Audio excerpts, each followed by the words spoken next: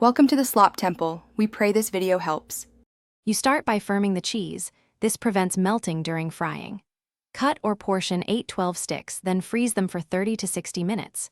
Meanwhile, make the dry mix. 1 cup flour plus 1/4 cup cornstarch and salt, pepper, garlic powder. This creates a light, crisp shell without breadcrumbs. Once the cheese is cold, you'll be ready to dip.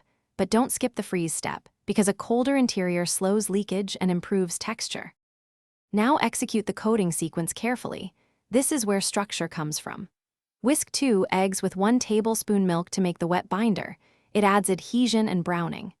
Dredge each frozen stick in the dry flour/cornstarch mix, dip in egg, then press back into the dry mix for a double layer. This gives a breadcrumb-like crust without breadcrumbs. If you want extra texture, once coated, press in crushed crackers or cornflakes. Make sure the layers are compact so they won't separate while frying. You finish by frying at a controlled temperature.